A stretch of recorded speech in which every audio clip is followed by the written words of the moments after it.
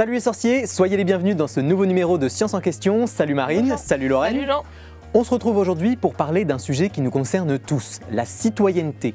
Ce concept un peu flou fait pourtant partie intégrante de notre vie quotidienne. Alors ensemble, nous allons nous questionner sur ce que ça veut dire être citoyen aujourd'hui. Au programme, nous aborderons des questions essentielles qui, pour certaines, portent à débat. Quelle est l'importance de la participation citoyenne dans la vie démocratique? Qu'est-ce que ça veut dire aujourd'hui dans notre quotidien d'être citoyen? Ou encore, qui sont les grands exclus de la citoyenneté? Nous recevrons des invités passionnants pour en discuter avec nous. Ils sont experts en droit public et ils nous aideront à mieux comprendre les grands enjeux de la participation citoyenne et les menaces qui pèsent dessus. Et toi Marine, qu'est-ce que tu as prévu ? Aujourd'hui, je m'intéresse au combat des femmes pour l'obtention du droit de vote. Je vais retracer pour vous quelques grandes étapes historiques de cette lutte. Eh bien, installez-vous confortablement et rejoignons sans plus tarder notre premier invité.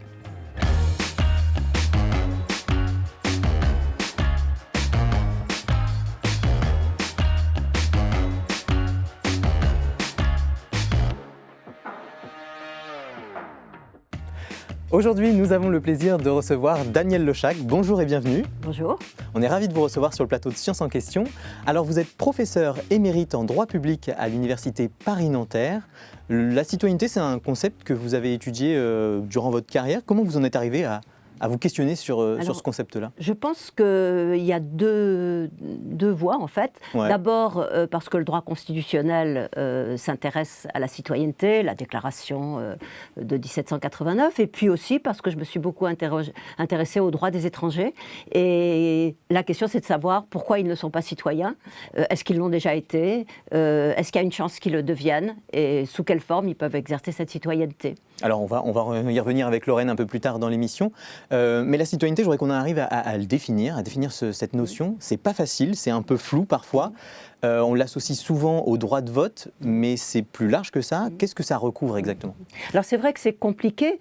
Pourquoi? Parce que ce n'est pas un terme juridique. Ouais. Donc, il n'y a pas une définition claire. Il n'y a pas de définition de la citoyenneté. Donc en fait, la citoyenneté, c'est d'abord finalement les prérogatives liées à la qualité de citoyen, c'est-à-dire les droits civiques. Ouais. Et bien sûr, le droit civique auquel on pense tout de suite, c'est le droit de vote. Ça peut être aussi la possibilité d'accéder à la fonction publique. Mais dans une conception plus large, je pense qu'il faut intégrer dans la citoyenneté toute une série d'activités par lesquelles chaque individu peut participer à la vie de la cité et manifester son intérêt pour la vie en société, pour la société dans laquelle il vit. Je pense bien sûr aux associations, à la vie associative, mais ça peut être aussi de siéger dans des conseils de parents d'élèves ou dans des conseils universitaires ou même dans des conseils dans les entreprises. Il y a plein de façons différentes d'exprimer sa citoyenneté. En fait. Voilà, je pense que c'est ça. Est-ce que c'est un statut aussi? Alors, c'est un statut... oui et non. Ouais. C'est un statut, oui, puisqu'il y a les droits du citoyen. Ouais. Mais... encore une fois, ce n'est pas absolument clair, même de définir l'ensemble des droits civiques. Pourquoi? Parce que vous avez des étrangers qui finalement exercent certains droits civiques. Je pense, on en reparlera peut-être aux Européens, qui ont le droit de vote aux élections locales. Inversement, vous avez certains citoyens qui ne peuvent pas exercer le droit de vote, soit parce qu'ils sont trop jeunes, soit parce qu'ils en ont été privés. Donc c'est ça qui fait qu'il y a pas mal de flou dans cette notion de citoyenneté, à laquelle on peut d'ailleurs aussi rattacher peut-être le civisme, c'est-à-dire les qualités qui sont attendues du citoyen. Donc quelque chose de plus moral? Oui, absolument. C'est-à-dire, par exemple respecter les lois. Le fait de respecter les lois, le fait de respecter les autres, le fait de respecter le vivre ensemble finalement. Et ça fait partie aussi finalement de ce qu'on aimerait voir mettre dans la citoyenneté. Alors on associe aussi parfois la nationalité à la citoyenneté. On est bien obligé. On est bien obligé parce que s'il n'y a pas aujourd'hui de notion de citoyen dans les textes juridiques, ouais. Le citoyen n'existe pas dans les textes juridiques. Il faut bien qu'il apparaisse quelque part. part. La nationalité existe. Donc en vérité, quand on parle de la citoyenneté, immédiatement on est renvoyé à la nationalité, sous les réserves que j'ai évoquées, c'est-à-dire qu'il y a d'autres modes d'exercice de la citoyenneté que le droit de vote réservé aussi aux nationaux. Alors on entend souvent dire qu'on n'est pas citoyen mais qu'on le devient. Ça nous pousse à nous demander donc qui sont les citoyens français et aussi comment devient-on français. Avant d'y répondre, on s'est amusé à questionner les gens avec un mot mystère. On a choisi naturalisation. Écoutez les réponses.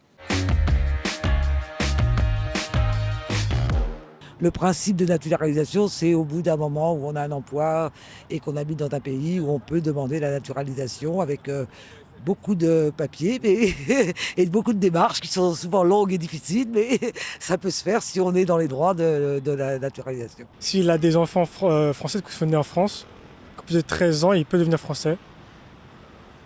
Si il est résident en France depuis plusieurs années, il peut l'obtenir en passant un test. Et s'il se marie, bien sûr, en français aussi, c'est possible. Il me semble qu'il faut déjà connaître la géographie, la langue, la parler et l'écrire. Il faut qu'on soit apte à travailler. Ça, on ne le dit pas parce que si vous n'êtes pas apte à travailler, on ne vous donnera jamais la nationalité. Oui, il y a même des questions de culture G sur la France. Ok, c'est un peu absurde pour moi. Parce qu'on n'a pas besoin de connaître l'histoire de France pour mériter les papiers. Enfin, des papiers français, ça se mérite pas. Je pense que du moment qu'on travaille, voire même pas, en fait, il n'y a même pas besoin de travailler. Si t'es là, t'es français, quoi. Ma grand-mère a été naturalisée en 78, donc je devais avoir 8 ans. Et je m'en rappelle, on a été au commissariat, on a dû remplir de la paperasse. Mais à l'époque, c'était pas aussi compliqué de se naturaliser, parce qu'elle parlait pas un mot de français. Daniel, une réaction par rapport à ce que vous venez d'entendre ? Ah mais c'est parfait. je veux dire que tout y est. Alors avec une petite confusion, parce que le mot naturalisation, en fait, ne vise qu'un seul mode d'acquisition de la nationalité française. Et là, il y a une des personnes interviewées qui a raconté aussi qu'on pouvait acquérir la nationalité française par déclaration quand on était né en France et tout, ce qui est exact. Mais on pourra y revenir si vous voulez. Mais sur la naturalisation proprement dite, tout ce qui a été dit est vraiment très exact. C'est-à-dire que si on veut avoir une chance d'être naturalisé français, il faut résider ici depuis au moins 5 ans, mais en général beaucoup plus. Il faut avoir toutes ces attaches familiales ici. S'il y en a un qui est resté à l'étranger, ça ne marche pas. Il faut avoir des ressources stables et suffisantes. C'est parfaitement exact ce que dit la personne interviewée, que si vous ne travaillez pas, ou si vous ne gagnez pas assez d'argent, ou si votre boulot n'est pas assez stable, vous n'aurez pas votre naturalisation. C'est vrai aussi qu'il faut connaître bien le français, et c'est vrai ce que dit la dame, qu'il y a 20 ans, 30 ans, 50 ans, ou même dans l'entre-deux-guerres, il y avait des gens qui étaient naturalisés, qui ne parlaient pas tellement bien le français. Ça dépend aussi de besoins économiques. À un moment donné, on a été peut-être plus clément sur la naturalisation parce qu'on avait besoin de... Peut-être. Alors, je termine parce qu'il y a aussi... je vais y répondre. Mais ce qui est vrai aussi, c'est qu'il faut aujourd'hui connaître l'histoire, la culture française. On vous pose toute une série de questions. Qui était le roi de France en telle année? Est-ce que vous connaissez? Est-ce qu'il y a la mer en Vendée? On a vu des gens... Il y a des critères bien stricts à remplir. C'est-à-dire, c'est des critères. Les critères, il faut connaître l'histoire et les valeurs de respecter les valeurs de la République. Ça n'a pas été dit, mais là aussi, le fait de porter le foulard, théoriquement, c'est pas une objection absolue, mais en pratique, ça compromet quand même votre chance d'être naturalisé. Et de fait, des chiffres. En 2010, il y avait encore 95 000 personnes par an qui étaient naturalisées. Aujourd'hui, il y en a péniblement 40 000. Donc c'est plus dur aujourd'hui d'obtenir la naturalisation. C'est beaucoup plus difficile. Alors, vous posiez la question de savoir pourquoi. C'est vrai qu'à une époque, et notamment en 1927, on a facilité la naturalisation parce qu'il y avait des besoins démographiques. Donc, on pensait qu'il fallait plus de Français. Cela étant, ça a été contesté à l'époque, on nous a dit vous faites des Français de papier, mais aujourd'hui, il y a une espèce de méfiance vis-à-vis des étrangers qui viennent de pays dont on nous dit que la culture n'est pas la même, etc. Et ça devient extrêmement difficile de devenir français. Les critères de connaissance de la langue ont encore été renforcés ces derniers temps. C'est un peu bizarre ce terme de naturalisation, qu'est-ce que vous en pensez? Alors, on peut se demander d'où il vient. La seule explication que j'ai, je ne sais pas si elle est valable, c'est que sous l'Ancien Régime, on parlait des naturels de la France, c'est-à-dire des gens qui habitaient en France et qui étaient là. C'est la seule raison que je vois, parce que sinon, on devrait parler de nationalisation. On vous donne la nationalité, vous êtes nationalisé, mais nationalisé, ça n'existe que pour les entreprises.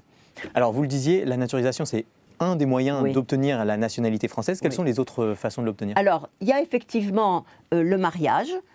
Là encore, c'est pas non plus un long fleuve tranquille, puisque progressivement, c'est en fait en 1973 que tout étranger qui se marie avec un ou une Française peut obtenir la nationalité française par déclaration. Avant, la femme devenait automatiquement française quand elle épousait un Français, mais l'inverse n'était pas vrai. Donc on a égalisé. On entend parler aussi du droit du sol, droit du sang. Oui. Ça aussi, c'est des façons d'acquérir la Alors, nationalité. il y a les personnes qui naissent françaises. Ouais. En fait, il y a deux façons de naître français. Soit vous avez un parent français, n'importe lequel, même si vous êtes né à l'étranger, soit vous êtes né en France, mais un de vos parents au moins, même étranger, était lui-même né en France. Alors, cette France, ça peut être une France coloniale. Sauf qu'aujourd'hui, ça marche plus très bien parce que ceux qui sont nés dans une France encore coloniale, ils commencent à être un peu vieux. Hein. Mais enfin, alors ça, c'est un droit du sol. C'est une façon d'avoir le droit du sol. Ce que nous n'avons pas en France, c'est le droit du sol intégral, comme l'ont les États-Unis ou beaucoup de pays d'Amérique latine, qui sont en général des pays d'immigration. Il suffit d'être né sur le sol états-unien pour avoir la nationalité des États-Unis. Okay. Il suffit d'être né au Brésil pour avoir la nationalité brésilienne, peu importe que vous en ayez une autre. Alors, ça n'existe pas en France.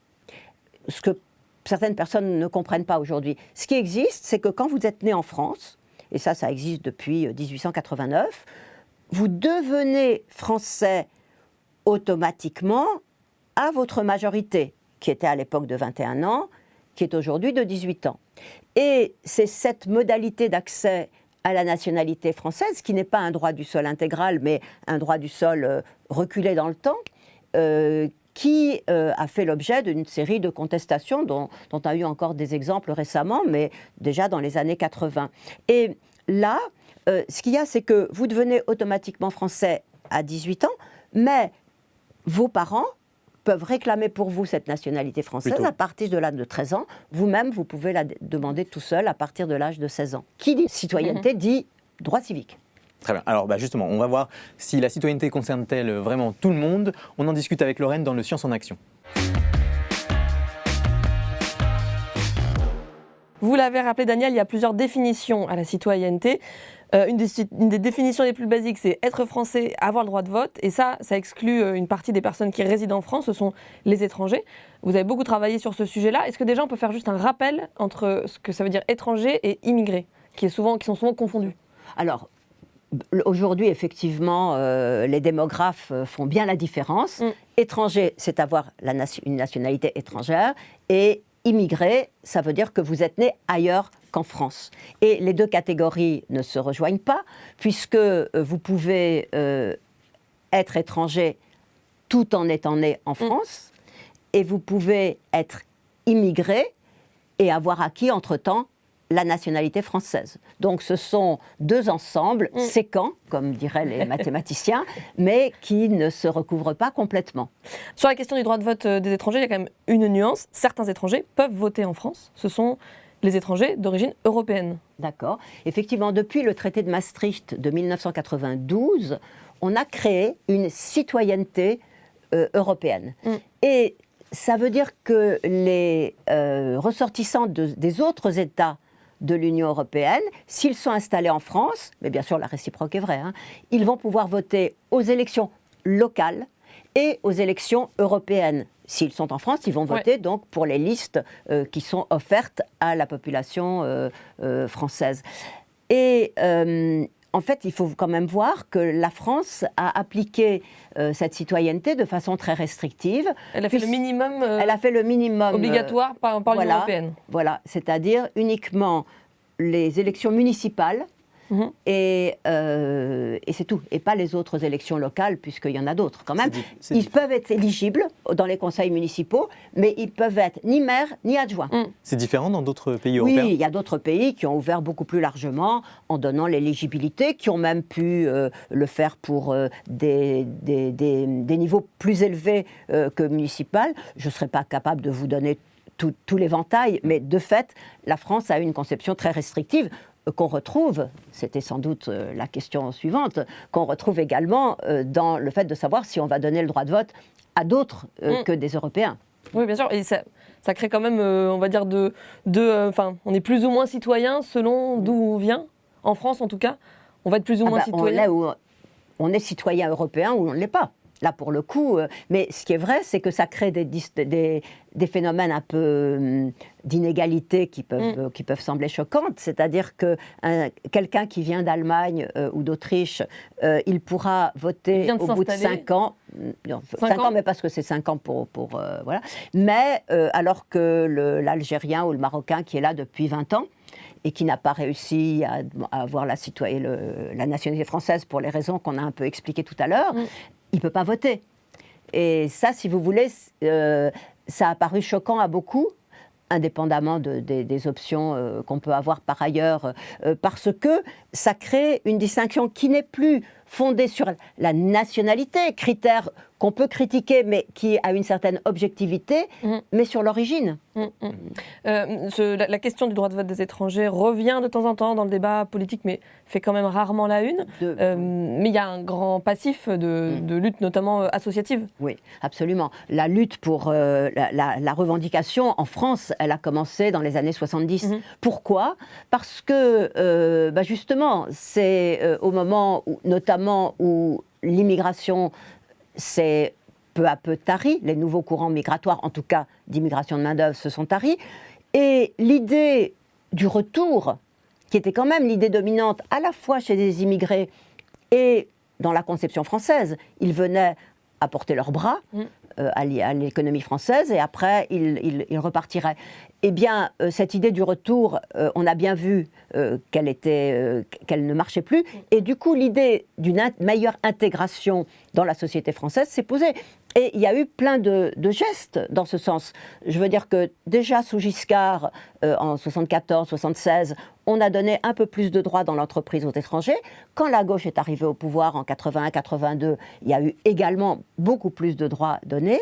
Et on avait l'impression, on se rappelle même d'un discours de Chirac, Jacques Chirac, qui lui aussi avait dit pourquoi pas le droit de vote aux élections locales. C'était une espèce de prolongement logique. Et puis, la politique s'en est mêlée. C'est devenu un enjeu électoral et politique. L'extrême droite s'en est mêlée, la droite s'en est mêlée, et à tel point que même la gauche, quand elle est arrivée au pouvoir, en 81, ça figurait dans les 110 propositions du candidat Mitterrand, qui presque toutes ont été mises en œuvre, et pas celle-là. Et ensuite, à chaque fois que la gauche est arrivée, est revenue au pouvoir, et la dernière fois avec Hollande, elle a très vite abandonné le combat. Donc le combat, il continue du côté des associations, effectivement, qui sont encore très mobilisées là-dessus, même au niveau européen maintenant, parce que vous avez encore quelques pays d'Europe qui n'ont pas donné le droit de vote aux étrangers.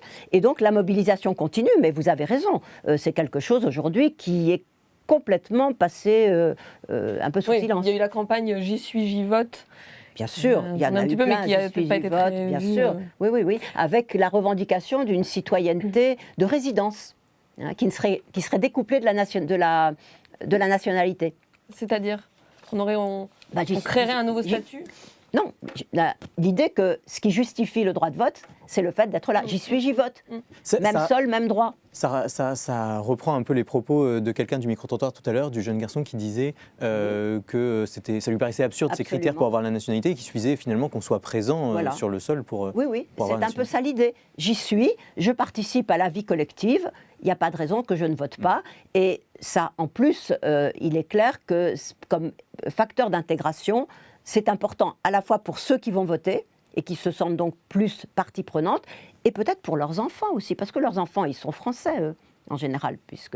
Et du coup, ces enfants, s'ils ne voient pas leurs parents voter, est-ce que ce n'est pas dissuasif aussi pour eux d'aller voter et tout. C'est pas une... Donc il y a plein de raisons pour réclamer le droit de vote pour les étrangers. Malgré tout, sans avoir le droit de vote, vous avez commencé à en parler, les étrangers ont quand même gagné des droits pour s'exprimer dans les entreprises, dans les syndicats notamment. Il y a plusieurs endroits comme ça où on peut être élu et voter. Oui, par exemple, tout ce qui concerne l'éducation nationale, les parents d'élèves peuvent être siégés dans les conseils des écoles, dans les lycées, dans les collèges. Dans les universités, aucune condition de nationalité, sauf pour être président d'université. Ouais. Et ce qui est intéressant d'ailleurs, c'est que alors que la fonction publique est réservée aux Français, ce n'est pas ou à certains ressortissants des États membres de l'Union européenne, n'importe quel étranger peut être nommé maître de conférence ou professeur ou chercheur au CNRS, est titularisé comme fonctionnaire, sachant qu'il faudra toujours qu'il ait une carte de séjour. Oui, bien sûr. Voilà. Donc dans les universités également, aucune condition. Et donc ça c'est quand même... il y a quand même des moyens de vivre important. Sa citoyenneté. Vous en parlez en début d'émission. Oui. Il y a plusieurs définitions et on peut faire valoir ses droits. Oui, oui. Et en 81, on a supprimé le statut d'association étrangère. Vous aviez un statut d'association étrangère qui avait été intégré dans la loi très libérale de 1901, juste avant la guerre, dans des décrets-lois qui se méfiaient énormément des étrangers. Il a fallu attendre 1981 pour que ce soit abrogé. Avant, une association étrangère avait besoin de l'autorisation du ministre de l'Intérieur et elle était sous contrôle. Et une association étrangère, c'était juste quand il y avait un quart de membres étrangers ou quelques membres du conseil d'administration étranger. Vous vous rendez compte ? Donc là, il y a eu aussi un progrès. Alors, Lorraine dit on peut exercer sa citoyenneté même quand on est étranger, du coup, mais on n'a quand même pas les mêmes protections. Quand on travaille dans le public, on n'a pas les mêmes protections que quelqu'un qui est citoyen. Il y a beaucoup d'étrangers qui travaillent dans des emplois de la fonction publique, mais sans avoir le statut de fonctionnaire. C'est-à-dire, vous avez, dans l'éducation nationale, on le voit tous les jours, il y a un manque d'effectifs. Un manque d'effectifs enseignants, j'entends. Et du coup, on a recours à des contractuels étrangers qui ne peuvent pas être titularisés et qui n'ont donc pas du tout les mêmes conditions et qui n'ont pas passé les concours. Donc il y a aussi quelque chose ici qui marche sur la tête. Ils n'ont pas passé les concours, donc a priori, on n'est pas sûr qu'ils ont toutes les capacités. Bon, souvent ils les ont, mais de fait, il n'y a pas de garantie. Et pourquoi ? C'est pas très clair. C'est juste une espèce de protectionnisme. Parce que, bien sûr, on voit bien pourquoi on ne veut pas que les étrangers soient policiers, soient magistrats, soient militaires. Ça peut se concevoir. Mais pour être enseignant...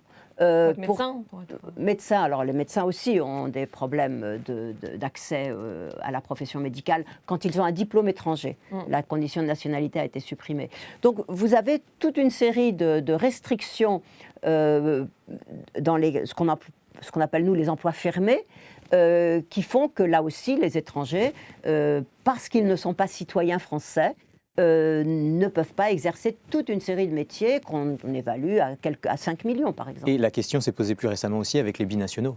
Alors, sur les binationaux, là, le débat a été un peu confus parce que les gens qui ont parlé de ça ne savaient pas très bien de quoi ils parlaient. On voit bien quel était le profil des personnes qui étaient dans le collimateur, dirons-nous. Ça devait être plutôt les franco-tunisiens, les franco-marocains, sachant que c'est très difficile de renoncer à une nationalité, même la nationalité française, c'est très difficile de la perdre. On appelle ça la libération des liens d'allégeance. C'est très compliqué, il faut remplir énormément de conditions. Et si vous vivez en France, vous ne pouvez absolument pas, ou même dans un pays européen, vous ne pouvez pas vous en débarrasser comme ça, elle vous colle à la peau. Eh bien, en fait, ce à quoi ils n'ont pas pensé, c'est que, comme je l'évoquais tout à l'heure, si vous êtes né au Brésil ou si vous êtes né aux États-Unis, vous êtes forcément binational, puisqu'ensuite vous avez sans doute un parent français qui vous a transmis sa nationalité. Donc la binationalité, elle est très difficile à évaluer parce que, en statistique, parce qu'au fond les gens, on a donné des chiffres, moi j'y crois à moitié, parce qu'en fait on ne le sait pas. Alors pendant longtemps, les femmes aussi ont été exclues de leurs droits civiques. Leur accès au droit de vote a été le résultat d'un long combat. Marine va nous raconter quelques grandes étapes. C'est le coup d'œil du jour. La citoyenneté, c'est pas seulement avoir le droit de voter, c'est aussi toutes les autres façons de participer à la vie politique, mais malgré tout, le vote reste un des gestes politiques les plus importants pour les citoyens et les citoyennes. J'insiste sur le citoyenne, parce que le droit de vote des femmes, ça n'a pas toujours été une évidence dans nos sociétés. En France, le concept de citoyenneté naît en 1789, avec la Révolution française, et déjà en 1789, on distingue deux catégories de citoyens, les citoyens actifs qui peuvent voter et être élus, et les citoyens passifs qui ne peuvent pas. Et sans grande surprise, on rangeait les femmes dans la deuxième catégorie, avec les domestiques et les plus pauvres qui n'avaient pas les moyens de payer d'impôts. Et pourtant, est-ce qu'il y avait déjà des femmes qui demandaient le droit de vote à cette époque ? Oui, bien sûr, dès la Révolution. Vous avez sûrement déjà entendu parler d'Olympe de Gouges, une femme de lettres qui publie en 1791 la Déclaration des droits de la femme et de la citoyenne, histoire de dire c'est bien beau que tous les hommes naissent libres et égaux en droit, mais ce serait sympa d'inclure les femmes. Alors elle ne le dit pas tout à fait comme ça, mais l'idée derrière, c'est bien d'accorder la citoyenneté, y compris le droit de vote aux femmes. Mais manifestement, à l'époque, la France n'est pas prête et le projet d'Olympe de Gouges reste à l'état de projet. Si on avance un peu dans le temps, c'est pas beaucoup mieux, puisque dans le Code civil napoléonien de 1804, on peut lire « Les personnes privées de droits juridiques sont les mineurs, les femmes mariées, les criminels et les débiles mentaux », ce qui en dit long sur la place des femmes dans la société.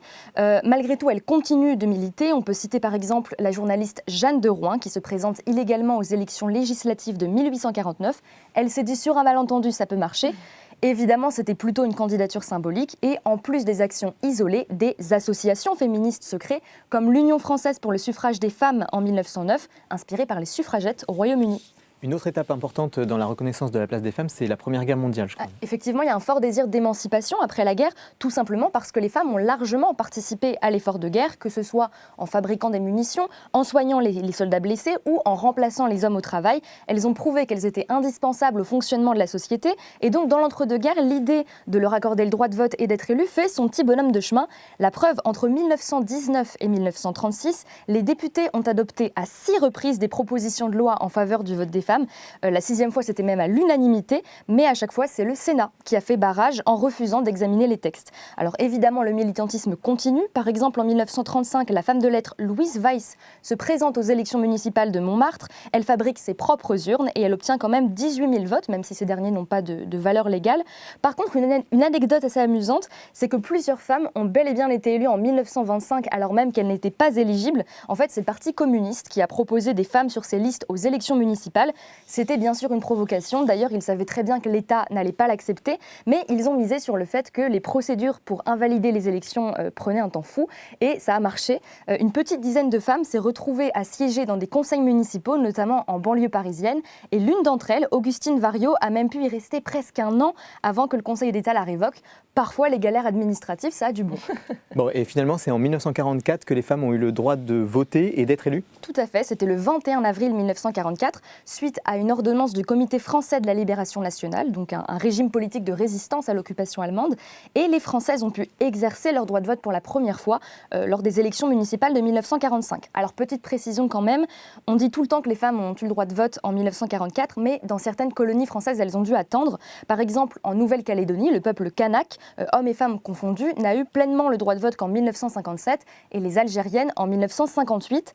Je rappelle juste que notre devise, liberté, égalité, fraternité, date de 1848. Plus d'un siècle pour commencer seulement à la mettre en pratique, c'est long. Ce qu'on pourrait dire aussi, c'est qu'il a fallu quand même beaucoup de temps pour que les femmes soient effectivement élues. Hein, et ce n'est pas un hasard si on a décidé à un moment donné d'inscrire la parité dans la Constitution. C'était une disposition d'ailleurs qui n'a pas forcément été unanime, même du côté des femmes, qui trouvaient qu'on les mettait encore à part, mais le fait est que ça a quand même relativement bien marché et qu'aujourd'hui, enfin, quand vous regardez les émissions de télévision, enfin, à la télévision, les films anciens, vous avez quand même un malaise, quoi. Je veux dire, que des hommes. Bon, aujourd'hui, c'est pas encore idéal, mais quand même, il y a des femmes. Aujourd'hui, dans certains pays, les droits des femmes sont menacés, sont remis en question. Je pense surtout aux droits reproductifs, mais est-ce qu'on doit avoir peur aussi pour le droit de vote ? Est-ce que c'est une menace possible ? Je pense pas, sauf peut-être en Afghanistan. Mais là, on est déjà dans un autre...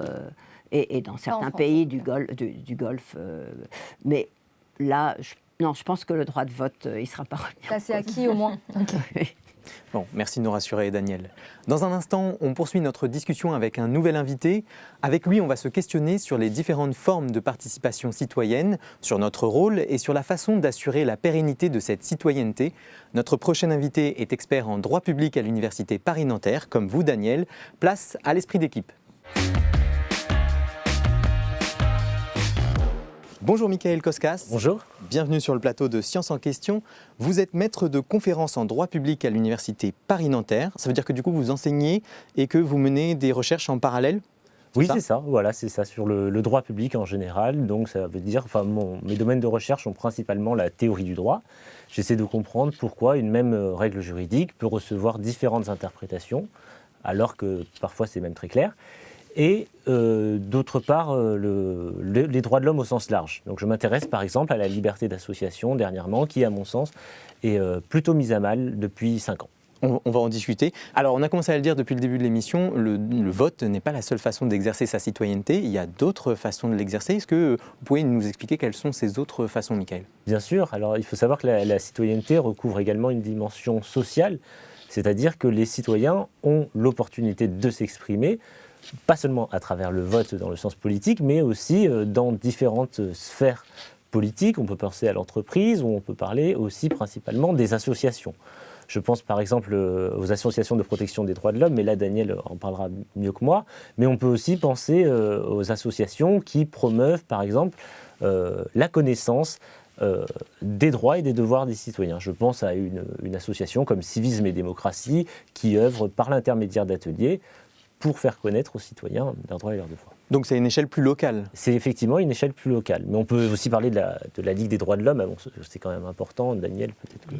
Vous voulez rajouter un mot, Daniel, par rapport à ça? C'est vrai que la première grande association qui a voulu œuvrer pour l'exercice de la citoyenneté, c'était la Ligue des droits de l'homme, qui a été créée au XIXe siècle à la suite de l'affaire Dreyfus, et qui s'appelle en vérité Ligue française pour la défense des droits de l'homme et du citoyen. Donc en fait, ça reste la seule grande association généraliste. Le monde associatif est extrêmement fourni, mais c'est la seule qui reste généraliste, c'est-à-dire qui s'intéresse absolument à toutes les questions relatives aux droits de l'homme. Récemment, on a assisté justement à une autre forme d'expression citoyenne avec les conventions citoyennes, notamment la convention sur le climat. Est-ce que vous pouvez nous rappeler en quelques mots en quoi ça consistait? Bien sûr. Alors, une convention citoyenne, il faut savoir, c'est un groupe d'individus, un groupe de citoyens qui sont tirés au sort et qui se réunissent dans une pièce pour travailler ensemble sur un sujet particulier. Donc ça peut être, vous l'avez rappelé, le climat, mais ça peut être aussi, on l'a vu dernièrement, la Convention citoyenne sur la fin de vie. C'est nouveau ça comme forme de participation? Alors c'est vrai que c'est nouveau. C'est nouveau dans le sens où on essaye de promouvoir de plus en plus ces formes d'activité citoyennes. Oui, je dirais ça. Et alors quels sont les enjeux Alors les enjeux, principalement, c'est bien entendu de renforcer la démocratie participative. Pourquoi ? Parce que les citoyens sont impliqués dans le processus de décision. Il y en a un autre qu'on peut relever, c'est aussi le fait qu'on va réunir divers points de vue au sein d'une même cause, d'un même sujet de travail. Autre chose, c'est l'innovation politique que ça peut apporter. C'est-à-dire par exemple, des sujets, des pistes de recherche auxquelles on n'avait pas pensé, qui peuvent être apportées par des citoyens qui sont confrontés au quotidien à certaines expériences dans le cadre de leur métier. C'est ça, on est plus au plus proche des problématiques quotidiennes des gens. Donc voilà. Peut-être que ça soulève des choses auxquelles on n'aurait pas pensé, c'est ça? Absolument, absolument. En tout cas, c'est l'idée initiale. Est-ce qu'il y a des limites quand même à ce genre d'outils? Oui, bien sûr. Alors la principale limite, c'est la représentativité, parce qu'effectivement, on ne réunit pas 66 millions de personnes dans une même pièce. Donc je dirais que c'est la représentativité. La deuxième, on l'a tous en tête, c'est le fait de dire que la plupart du temps, enfin pas la plupart du temps, mais en tout cas, souvent, les hypothèses qui sont formulées par les citoyens ne sont pas forcément suivies par les pouvoirs politiques. Et ça, ce serait peut-être la deuxième limite à apporter. La troisième, c'est la complexité des sujets. Parfois, c'est très compliqué de demander à des citoyens qui n'ont jamais travaillé sur un... C'est parfois très sujet, technique. Par exemple, le climat, c'est quand même des sujets qui sont très compliqués. Le nucléaire aussi, je pense. Aussi. Voilà, exactement. Le nucléaire, je pense que c'est un très bon exemple. Et aussi, on peut relever une autre limite, c'est peut-être le coût que ça engendre pour la collectivité d'organiser de telles manifestations. Néanmoins, Daniel, ça reste important d'avoir d'autres formes de participation comme la vie associative ou les conventions citoyennes. Alors, il y a quand même une grande différence entre les deux. Ouais. C'est que la vie associative, elle part d'en bas. Je veux dire, c'est les citoyens eux-mêmes qui décident, Ok. alors que les conventions citoyennes, ça part d'en haut. C'est-à-dire que c'est vraiment les pouvoirs publics qui décident de le faire. Et sur le sujet à la fois et sur le moment de le faire. Voilà, c'est ça. Donc, c'est pas exactement la même philosophie, disons, mais c'est important aussi. Malgré tout, la vie associative, le droit de manifester est pas mal menacé en ce moment. Pour quelle raison? Oui, la vie associative est particulièrement menacée en ce moment en raison, à mon avis, de l'intervention des pouvoirs publics. C'est-à-dire que sous prétexte de lutter contre le terrorisme, on va prendre des lois qui diminuent les capacités des associations à agir. Évidemment, je pense, dernière en date, mais non des moindres, c'est la loi sur le séparatisme de 2021, qui a considérablement restreint la liberté d'association. Par exemple, je peux donner un exemple, c'est le fait de dire que les associations vont être plus facilement dissoutes par le pouvoir exécutif. Ok, donc ça c'est une menace directe. Voilà. Après, on a d'autres menaces qui sont peut-être plus locales, qui sont liées aux coupes de subventions. Quelles sont les conséquences, Daniel, de ça? Ah ben là, on les a vues très, très nettement. Hein. C'est-à-dire que depuis le vote de cette loi, qui s'appelle en fait pour le respect des principes de la République, disons que la cible, c'était quand même les associations musulmanes. Bon, mais en réalité, on s'est aperçu que ça était bien plus loin. Les dissolutions, il y en a eu énormément, y compris les soulèvements de la terre. Et là, le Conseil d'État, je pense que tu voulais en reparler, a finalement cédé, à mon avis, à l'opinion publique, parce que quand même, la dissolution des soulèvements de la terre, ça faisait beaucoup de bruit, mais dans l'ensemble, le nombre de dissolutions a été énorme. Vous pouvez rappeler pour les gens qui connaissent peut-être pas cette association des soulèvements de la terre, ce que c'est? C'est une des principales associations qui œuvrent pour le climat. Et qui, mais c'est pas seulement, c'est un réseau en fait, c'est un réseau. Donc il y a eu, je ne sais pas, des milliers d'interventions volontaires devant le juge administratif au soutien de ce réseau. Voilà. Mais il y a ça, et effectivement, dans la loi séparatisme, qu'on appelle donc séparatisme, parce qu'au départ, c'était pour lutter contre le séparatisme, sous-entendu musulman, eh bien, il est prévu aussi que les associations doivent signer un contrat d'engagement républicain dans lequel elles s'engagent notamment à ne pas troubler l'ordre public. Mais qu'est-ce que ça veut dire troubler l'ordre public? Vous voyez, donc, et c'est là que ça a été si large qu'il y a eu énormément de menaces et souvent réalisées de coupures de subventions. Et pour ce qui est du droit de manifester, elles se traduisent comment les menaces? Alors voilà, c'est vrai qu'à côté de la liberté d'association, il y a à mon sens un autre droit qui fait l'objet de restrictions particulières ces dernières années, c'est peut-être le droit de manifester. C'est-à-dire qu'il faut savoir qu'en France, lorsque vous voulez faire une manifestation, vous n'avez pas d'autorisation à recevoir de la part de la préfecture. La simple chose qu'on vous demande, c'est une déclaration préalable. C'est-à-dire qu'on est face quand même à un régime libéral dans lequel vous avez une certaine liberté de manifester.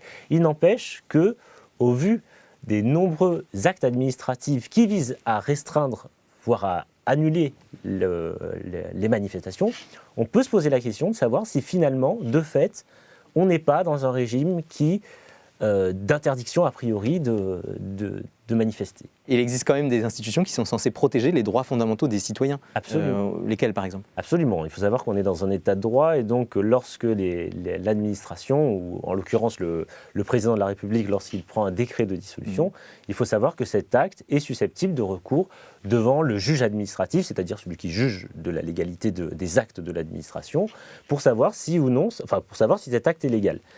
Et ce qui me fait penser qu'on a une forme d'altération de la liberté d'association, principalement, c'est parce que le plus souvent, et Daniel l'a dit, c'est le Conseil d'État considère que ces mesures, que ces actes de dissolution sont légaux. C'est-à-dire que, d'une certaine manière, ils légitiment les actions de l'administration. Et c'est ce qui me fait dire qu'on a une forme d'altérité de la liberté d'association. On entend aussi souvent parler du Conseil constitutionnel. Est-ce que lui aussi il peut jouer un rôle? Absolument. Alors le Conseil constitutionnel, lui, il agit dans une autre mesure parce que son rôle, c'est pas de vérifier que les décrets ou les actes administratifs en général sont conformes à la loi. Lui, ce qu'il vérifie, c'est justement l'étage supérieur, de vérifier que les lois sont bien conformes à la Constitution, c'est-à-dire le dernier étage de la pyramide des normes. Donc le Conseil constitutionnel, il faut savoir qu'il est composé de 9 membres, dont 3 qui sont nommés par le président de la République, 3 qui sont nommés par le président du Sénat et 3 qui sont nommés par le président de l'Assemblée nationale. Son rôle, c'est ce contrôle de constitutionnalité-là, c'est-à-dire vérifier que les lois sont bien conformes à la Constitution, mais il a aussi toute autre activité, comme en matière de contentieux électoral. C'est lui aussi. Est-ce qu'il joue autant son rôle qu'avant ? Alors c'est vrai que la question se pose de plus en plus aujourd'hui parce que le Conseil constitutionnel, il faut savoir qu'il n'est pas né tout de suite juge constitutionnel. Même aujourd'hui, on s'interroge de savoir si c'est vraiment un juge constitutionnel. Mais il faut savoir que dans une période de l'histoire, dans les années 90, notamment lorsqu'il était présidé par Robert Badinter, le Conseil constitutionnel était, on va dire, beaucoup plus offensif à l'égard du législateur, c'est-à-dire laisser passer moins de choses, moins de lois qui pouvaient être liberticides, provenant du législateur qu'il ne le fait actuellement. Aujourd'hui, il y a une attitude générale qui se range derrière ce qu'il appelle le pouvoir de décision et d'appréciation du législateur qu'il lui-même estime ne pas détenir. Et donc, il dit c'est pas ma responsabilité en fait. Exactement. Il dit c'est pas ma responsabilité, surtout c'est pas mon pouvoir. C'est-à-dire que voilà, le Parlement a décidé ça, mais je suis pas le Parlement. Moi, je vérifie ce qu'il décide, quand bien même le projet de loi n'est pas opportun politiquement, malgré tout, il est conforme à la Constitution. Il y a une latitude sur l'interprétation qu'on a de la Constitution. Et ça rejoint ce que disait Michael tout à fait au début pour présenter ce qu'il fait lui, ses sujets de recherche. Il parlait, rappelez-vous, de l'interprétation. Ouais. Et donc là, ça peut paraître bizarre pour des non-juristes que le Conseil constitutionnel ait des appréciations divergentes, mais c'est qu'effectivement, les textes par rapport auxquels il confronte les lois votées sont des textes quand même flous et qui laissent une marge de manœuvre. Qu'est-ce que c'est qu'une menace pour l'ordre public ? C'est la même chose pour le Conseil d'État. Donc c'est ça qu'il faut comprendre. Sinon d'ailleurs le droit, ça ne serait pas amusant.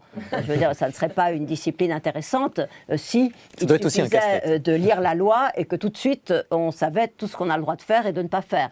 Mais effectivement, c'est cette marge d'interprétation qui est aujourd'hui en cause, typiquement. Bon alors merci à tous les deux. Vous commencez à nous connaître, on est curieux. On a voulu savoir si les gens se sentent citoyens et ce que ça voulait dire pour eux d'être citoyens français.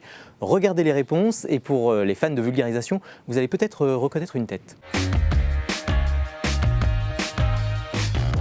Alors moi je vis toujours en Angleterre, mais effectivement je me sens citoyenne française, oui. Je pense que ça se traduit par déjà suivre ce qui se passe en France, même quand on vit à l'étranger, et puis se sentir française, c'est-à-dire être fière d'être français, avoir cette culture de la France, avoir envie que son pays rayonne de plein de façons possibles. De par mon intérêt pour la politique, je pense que c'est ce qui me rend un peu citoyen. Je travaille, j'ai voté. Ouais, c'est clair. J'éduque mes enfants vont à l'école, je suis fonctionnaire en plus. Est-ce que ça fait partie de votre identité pour vous, être citoyen français ? Non. Non, du tout. Je me présente pas comme ça. Je vois un inconnu, je commence à lui parler. Je vais pas lui parler de « Bonjour, je suis français ». C'est un peu étrange et ça me définit pas. Mais moi, je me sens citoyen français à part entière. Honnêtement. Après, bon, c'est vrai qu'il y a des petits couacs avec on va dire, le regard des autres, mais bon, on fait avec, quoi. Je pense qu'on est citoyen du monde, en fait. Voilà, le touriste, il n'est pas français, mais il apporte un édifice quand même, il apporte un plus à l'économie. Il va répandre l'image et l'idée qu'il a eue de la France. On apporte tous quelque chose à quelque part, quoi. Est-ce qu'il y a des propos sur lesquels vous auriez envie de réagir spontanément ? Alors pour ma part, oui, j'aimerais bien réagir sur le dernier monsieur qu'on a entendu, puisqu'il parlait de citoyenneté mondiale. Mondiale, oui, citoyen du monde. Citoyenneté mondiale. Et ça rejoignait aussi l'intervention d'une personne qui disait moi de toute façon je ne me sens pas citoyen français. C'est pas une identité, oui. Voilà, c'est ça. Et c'est vrai que j'ai l'impression que ce concept de citoyenneté mondiale revient un peu sur le devant de la scène. En fait, c'est cette idée qu'une personne justement s'estime, se considère qu'elle n'est pas citoyen d'un État en particulier, mais du monde entier. Et donc, ce qui est intéressant de voir, c'est qu'en réalité, la citoyenneté, dans ce cas-là, va transcender les frontières, et ce, en faveur de causes qui peuvent être toutes liées, au bienfait de l'humanité. Je pense à la cause environnementale ou à la réduction des inégalités. Et on peut quand même relever, peut-être juste d'un mot, que ce concept de citoyenneté mondiale est quand même pas totalement récent. C'est-à-dire qu'on le voit apparaître, même de manière très concrète, à l'après-Seconde Guerre mondiale, où vous avez un militant qui s'appelle Gary Davis, qui a fondé ce mouvement qui s'appelle Citoyens du monde. Et ce mouvement s'est traduit par des actions très concrètes, comme par exemple la délivrance de passeports mondiaux. Évidemment, il faut savoir que ce mouvement... n'avait pas de valeur... Voilà, bon, qu'il n'avait pas de valeur officielle, mais en tout cas, il faut voir ça comme une réaction au nationalisme qui ont évidemment nourri la Seconde Guerre mondiale. Daniel, est-ce qu'il y a des choses sur lesquelles vous vouliez réagir ? Alors, un peu dans le prolongement, je pense qu'effectivement, il y a quand même plusieurs types de phénomènes qui montrent qu'il y a quelque chose qui ressemble à une citoyenneté mondiale. Je pense au rôle des grandes ONG, donc des organisations non gouvernementales, comme Human Rights Watch, comme Amnesty International, comme la Fédération internationale des droits de l'homme, qui essayent justement de dévoiler, de montrer toutes les atteintes aux droits de l'homme dans l'ensemble du monde. Je pense aussi aux forums sociaux mondiaux. C'est un peu l'altermondialisme, mais l'altermondialisme, c'est ça aussi. C'est-à-dire prendre le contre-pied des forums de Davos, des pays capitalistes, donc, et de dire qu'un autre monde est possible. Alors, leur influence réelle, elle reste limitée, mais quand même, ça veut dire qu'il y a une mobilisation importante. Voilà. Et puis, il y a quelque chose dont on n'a pas parlé, parce que ça faisait peut-être pas tout à fait partie du sujet, mais quand même, quand la question de... On parle de mondialisation, mais il y a quelque chose qui ne va pas dans la mondialisation, c'est qu'il y en a qui circulent librement, et il y en a d'autres qui ne peuvent pas circuler, et on le voit tous les jours. Et est-ce que là, pour le coup, même sans dire qu'on va supprimer les frontières et supprimer les États, est-ce qu'il n'y a pas là quelque chose qui fait que cette inégalité flagrante entre ceux qui vivent correctement dans des pays à peu près démocratiques, qui peuvent gagner leur vie, qui peuvent être soignés et surtout qui peuvent voyager dans l'ensemble du monde, peut-être pas en Russie, mais enfin ailleurs, et d'un autre côté, ceux qui sont assignés à résidence et qui ne peuvent partir de chez eux, qui en plus subissent la guerre, subissent la famine, etc., et qui ne peuvent partir de chez eux qu'en prenant des risques pour leur vie, puisque tous les autres pays se ferment. Je pense que là, quand on parle de citoyenneté mondiale, il faut quand même avoir ça en tête, même si ce n'est pas l'idée qui vient spontanément. Il y a un jeune homme aussi dans le micro-trottoir qui parlait du regard des autres. Est-ce que aussi notre citoyenneté, elle existe par le regard que les autres portent sur nous ? Non, je dirais que c'est le contraire. C'est-à-dire qu'il y en a qui sont clairement considérés avec méfiance parce qu'ils n'ont pas la bonne couleur de peau ou la bonne religion, alors qu'ils sont français. Et je veux dire, ça, c'est un vrai problème qu'on voit bien dans toute une série d'endroits et dont on voit bien qu'aujourd'hui, dans le contexte politique actuel, ils surgissent avec force. Donc est-ce que le regard des autres peut conditionner la façon dont on exprime notre citoyenneté aussi et comment on l'a vu, il y avait plein de définitions à la citoyenneté. C'est-à-dire que lui, il peut se sentir français, mais il peut considérer, il peut voir et constater que d'autres ne le considèrent pas comme français. Et ça, c'est quand même quelque chose de très prégnant aujourd'hui. Bien sûr. C'est rapporté, on a des preuves qui montrent qu'effectivement, les gens qui ont une certaine apparence trouvent moins de travail que les autres parce qu'ils ont un certain nom que les autres considèrent comme non français. Donc la place dans la société va être conditionnée. Oui, absolument. Alors, on laisse la citoyenneté de côté un petit instant puisqu'on va s'intéresser à vos parcours respectifs. Je crois que Marine a quelques questions à vous poser à ce sujet. Place à la séquence en coulisses. Alors oui, j'ai des questions à vous poser, mais avant, je vais vous laisser la parole. Vous aurez chacun 30 secondes, montre en main, pour nous présenter vos parcours. Daniel, vous êtes la première. Dès que vous êtes prête, on lance le chrono. Est-ce qu'on peut y aller ? Allons-y. C'est parti. Alors, mais j'ai pas le chrono. Ah si, j'ai le chronomètre sous les yeux. Alors, je suis parisienne. J'ai fait mes études à la faculté de droit de Paris.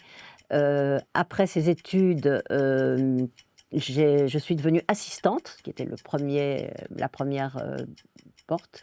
Et juste après mai 68, j'ai passé l'agrégation de droit pour devenir professeur. Et j'ai enseigné d'abord à Amiens et ensuite à Nanterre. Très bien, belle performance. Mickaël, on enchaîne avec vous, même règle, 30 secondes pour vous présenter. C'est parti. Est-ce qu'on peut y aller? On peut y aller. Top chrono. Alors pour ma part, j'ai un parcours un peu atypique parce qu'après un bac scientifique, je me suis orienté vers des études de médecine. Après avoir échoué en première année de médecine, je me suis orienté pour le coup vers des études de droit en me disant que j'allais faire du droit de la santé.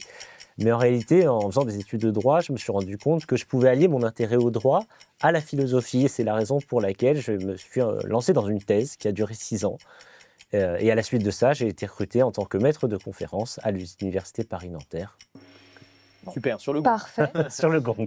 Merci à tous les deux. Évidemment, vous avez encore des choses à nous dire. On n'a eu que 30 secondes pour vous écouter. Déjà, vous avez tous les deux choisi de faire du droit public. Alors, pour ceux qui nous regardent et qui s'intéressent aux études de droit, c'est peut-être intéressant de savoir déjà pourquoi le droit et puis pourquoi le droit public en particulier. Donc, c'est une question pour tous les deux. Oui, alors je peux commencer, peut-être même qu'on n'aura pas les mêmes réponses. Alors moi, je dirais que ce qui m'a intéressé dans le droit public, c'est effectivement les rapports de pouvoir entre les institutions. Et c'est quelque chose qu'on ne retrouve pas dans le droit privé, puisque le droit privé, c'est quelque chose qui gère les relations entre les particuliers, les uns les autres. Alors que le droit public, c'est ça. C'est les relations des particuliers avec les institutions, ou même les institutions entre elles. Et moi, c'est ça qui m'a beaucoup intéressé, même d'un point de vue philosophique. Daniel ? Moi, en vérité, bien que dans les 30 secondes, je n'ai pas eu le temps de vous raconter toute ma vie, mais de fait, j'ai d'abord tenté, j'ai fait ma TLM, c'était la filière scientifique de mon époque. Je me suis dit non, je n'irai pas plus loin dans les sciences, c'est trop abstrait. Ça peut... bon. Ensuite, je me suis inscrite en lettres supérieures, qui était un peu une propédeutique de lettres. Et là, je me suis dit non, vraiment. Et du coup, je me suis inscrite en droit parce que, en fait, je pense que le droit, ça a un rapport avec la société, ça a un rapport avec ce qu'on a évoqué aujourd'hui. Et dans ce contexte, effectivement, le droit public, qui s'intéresse aux institutions publiques, est plus proche de ce qui m'intéresse que le droit privé. Et alors, en quelques mots, on utilise quelle méthode quand on fait de la recherche en droit? On est loin vraiment du laborantin en blouse blanche avec les pipettes. Donc, Mickaël, peut-être que vous pouvez nous expliquer comment vous travaillez? Oui, peut-être en 2 mots. Alors, c'est vrai que je n'ai pas de blouse blanche pour ma part et j'en ai jamais eu. Mais effectivement, alors, le chercheur en sciences sociales, en droit et sciences sociales, c'est effectivement d'alterner, je vais dire, entre des phases de travail assez solitaires, même très solitaire, et des phases de travail en équipe. Alors je peux commencer par le travail en équipe, c'est-à-dire qu'on est amené souvent, entre membres du laboratoire, donc avec Daniel et les autres membres du laboratoire, à réfléchir à des axes de recherche. Et en fonction de l'actualité, en fonction de ce qu'on retient comme axe de recherche, on s'engage dans un projet de recherche. Ça peut durer plusieurs années, et chacun, on peut se répartir le travail, on peut régulièrement organiser des réunions de travail pour savoir comment on avance. Et à côté de ça, on a une autre dimension, qui est la phase d'écriture, dans laquelle on est un peu seul face à son ordinateur et on doit travailler un article, le faire relire, le reprendre. Et c'est vraiment un travail presque d'artisan en réalité. Et dans la construction de votre recherche, donc il y a une grosse part, j'imagine, de recherche bibliographique, de documentation. C'est une méthode importante. Absolument. On passe un temps très important à la bibliothèque où maintenant la plupart des... Voilà, maintenant tout est numérisé, donc de moins en moins, mais effectivement un travail bibliographique très important. Daniel, au cours de votre carrière, vous vous êtes engagé dans plusieurs associations. Est-ce que vous pouvez nous en parler rapidement? Oui, alors c'est vrai que dans le cadre de cet intérêt pour la chose publique, j'ai eu plusieurs engagements, donc je vous en cite juste 2. Il y en a un à la Ligue des droits de l'homme, qui est très ancien, où je me suis intéressée à la fois aux droits des étrangers, à l'informatique et à la bioéthique, et puis, dont je suis toujours membre, la Ligue des droits de l'homme. Et puis, là où j'ai le plus travaillé, où je suis encore très engagée aujourd'hui, c'est une association qui est moins connue, qui s'appelle le GISTI, le groupe d'information et de soutien des immigrés, et qui a été créé en 1972. Et moi-même, je ne l'ai rejointe qu'en 1982. Je l'ai présidée pendant 15 ans et j'en suis encore un membre très actif, encore plus actif depuis que je suis plus active aujourd'hui que je ne l'étais quand j'étais présidente, parce que quand j'étais présidente, j'étais encore en activité. Et là, je suis quand même retraitée, ce qui me laisse un peu plus de temps. Et est-ce que c'est difficile de concilier le statut de chercheuse avec des convictions politiques ? Je pense que non. Alors, tout est une question de savoir comment, quand vous faites cours, par exemple, ou quand vous écrivez des articles, vous formulez vos hypothèses et vos critiques.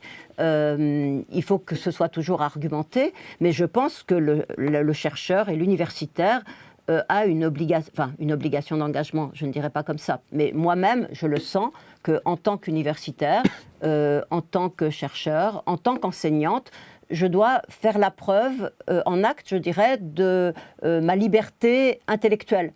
Parce que les enseignants du supérieur, justement, par rapport à d'autres, ils ont cette liberté intellectuelle, cette liberté académique, et il faut qu'ils s'en servent. Alors après, bien entendu, il faut être extrêmement attentif dans la façon dont vous parlez aux étudiants, pour ne pas leur imposer vos vues comme des vérités d'évangile, si je peux dire, mais en leur expliquant comment vous en êtes arrivé là, et en leur laissant bien sûr la possibilité de penser autrement que vous. Mickaël, vous en pensez quoi? Oui, alors je dirais juste que c'est pas... Enfin, on a peut-être tendance à penser que le chercheur en sciences sociales prend nécessairement position sur son objet de recherche, mais moi j'aurais tendance à penser que non en réalité. Moi quand j'étudie le Conseil constitutionnel, je n'ai pas nécessairement à me dire est-ce que c'est bien, est-ce que c'est pas bien ce qu'il fait. Je me sens plutôt, à la limite, proche presque d'un astronome qui va regarder Saturne. Et ben moi, pour ma part, je suis un chercheur qui va regarder comment ça marche au Conseil constitutionnel. Mais j'ai pas...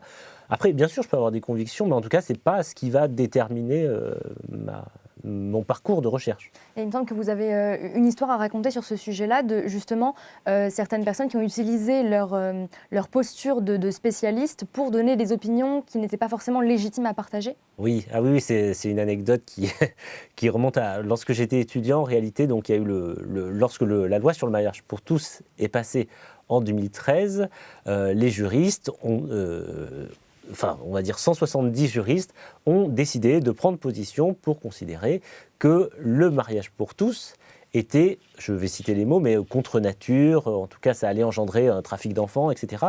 Et que tout ça se faisait, qu'ils parlaient au nom du droit, parce qu'eux-mêmes étaient des experts en droit, alors ils étaient légitimes pour prendre position sur ce genre de sujet. Et ce qui m'a un peu frappé, c'est qu'on a à côté de ça eu une tribune qui considérait qu'en réalité la place de l'expert du droit, c'est-à-dire du juriste qui travaille sur les textes, n'est pas de prendre position sur le travail du Parlement, mais plus simplement de laisser le Parlement faire et à la limite d'analyser ce qu'il fait, mais sans calquer sa position, son positionnement politique sur ça. Oui, donc on peut prendre position, mais il faut faire attention à la manière dont c'est fait et s'exprimer sur les sujets sur lesquels on peut parler. Et puis c'est vrai que là, c'était se réclamer d'une qualité de juriste pour apprécier quelque chose qui n'avait rien à voir avec le droit, puisque c'était une prise de position philosophique, je dirais, si ce mot s'applique en l'occurrence. Voilà, donc, mais je pense qu'effectivement, nous n'avons pas exactement la même façon de voir notre travail. Parce qu'une fois que tu as expliqué et essayé d'analyser les décisions du Conseil constitutionnel, on a bien vu tout à l'heure que tu nous as quand même expliqué qu'il y avait un recul dans sa façon de défendre les libertés. Donc, tu vois bien qu'il y a un moment donné où tu vas quand même utiliser tes capacités d'analyse en tant que juriste pour prendre position, pour interpréter, voilà, pour porter quand même, sinon un jugement, du moins une appréciation sur... Même dans le terme interpréter, en fait, juste c'est un constat.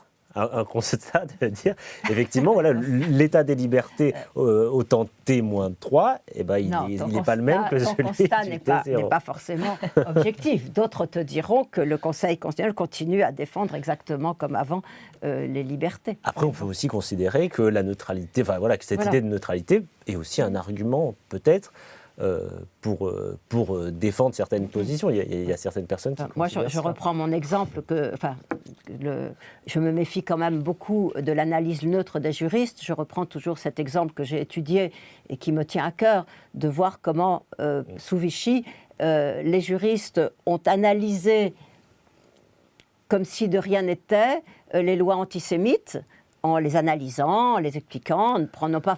Il y en a qui, évidemment, disaient c'était bien, d'autres... Et du coup, ma thèse, c'est que en faisant ce travail, ils les ont légitimés, puisque c'est des lois qu'on peut étudier, entre guillemets, objectivement en tant que juriste, eh bien, ça veut dire qu'elles ont une légitimité. Donc, je me méfie un petit peu de l'analyse objective pour ces raisons. On n'a pas tous les jours l'occasion d'avoir en plateau une professeure émérite et un jeune maître de conférence. Donc j'aime bien finir cette séquence-là par des conseils. Daniel, est-ce que vous auriez des conseils à donner à notre invité Michael? Prendre des notes. Ah, des conseils. Ah ben lui déjà, il a passé un stade puisqu'il est déjà, il a déjà plus qu'un pied dans l'université. À des plus jeunes, moi je dirais qu'il faut choisir vraiment ce qu'on a envie de faire, d'autant plus qu'aujourd'hui, il n'y a pas la même... Enfin, je dirais que beaucoup de types d'études mènent à beaucoup d'emplois différents. Et du coup, je pense qu'il ne faut pas choisir, il ne faut pas se laisser indiquer, voilà, il faut que tu fasses ce droit-là parce que du droit des affaires, parce que ça mène à ça. Il faut se laisser guider aussi un peu par ses désirs. Bon, peut-être pas à 100%, mais enfin, se laisser par des désirs. Et en ce qui concerne des conseils que j'aurais à donner à Michael, je pense qu'il est très bien entouré à Nanterre, que Nanterre, c'est très bien, et qu'on peut y faire énormément de choses. Voilà. Je suis tout à fait d'accord. Et je suis aussi d'accord avec ce qu'a dit Daniel au début, c'est que moi aussi je me retrouve face à des étudiants souvent de première année qui ont parfois 17 ans et qui ont l'impression de savoir exactement ce qu'ils veulent faire, et j'essaie de leur dire oui, c'est bien d'avoir une idée de ce que vous voulez faire, mais ne vous fermez pas des portes, c'est dommage parce que vous allez recevoir des tas d'enseignements différents, et c'est peut-être bien aussi de s'intéresser à ça pour ensuite savoir où vous voulez vous orienter vous-même. Voilà. Eh bien, merci. Alors, avant de se quitter, on aime bien demander une recommandation culturelle à nos invités, et vous n'allez pas échapper à la règle, c'est la reco des invités. Alors, Daniel, vous voulez nous recommander une visite au Musée national de l'histoire de l'immigration. Oui. C'est un lieu où vous allez souvent ? Non, pas souvent, mais depuis que la présentation a été refaite, et je trouve que c'est à la fois très pédagogique et sur l'histoire de l'immigration, mais ça rejoint aussi énormément de questions qu'on a abordées aujourd'hui. C'est-à-dire qu'on voit très bien les mobilisations, on voit très bien aussi les mesures xénophobes, mais on voit ça dans l'histoire, c'est extrêmement bien fait, et c'est vraiment une histoire de l'immigration qui a fait la France, et vraiment ça vaut la peine pour tous les âges. Moi, j'y ai emmené mon petit-fils de 12 ans, et ça l'a beaucoup intéressé. On précise, c'est au Palais de la Porte Dorée à Paris. Voilà. Michael, vous voulez nous recommander un livre, c'est La fabrique du droit de Bruno Latour. Pourquoi ce choix ? C'est ça, alors moi, je l'ai amené ici, donc c'est un petit ouvrage qui a été écrit donc, par Bruno Latour. C'était aussi pour lui rendre hommage parce qu'il est décédé il n'y a pas très longtemps. Ouais. Et c'est aussi parce que c'est une des rares études empiriques sur la manière avec laquelle se fabrique le droit. C'est-à-dire que les juristes, lorsqu'on travaille sur le droit, souvent on va regarder les décisions, on va les commenter, les mettre en perspective les unes les autres, mais pas nécessairement s'intéresser avec la manière avec laquelle ils sont fabriqués. On va peut-être penser qu'en réalité, si le droit est rendu comme ça, c'est parce que y a un rapport de force derrière qu'on ne comprend pas. Mais là, en réalité, le projet de Bruno Latour, ce qui est intéressant, c'est qu'il va voir comment, jusque dans les détails, c'est-à-dire document par document, comment se fabrique le droit. Et donc, ça se passe au Conseil d'État. Donc, on en a parlé tout à l'heure, c'est-à-dire le juge administratif par excellence. Et bien voilà, on arrive à la fin de cette émission. Donc merci à tous les deux pour cette discussion passionnante. Merci à vous d'avoir regardé cette émission de Science en question. On se retrouve bientôt pour d'autres sujets scientifiques. Ciao les sorciers.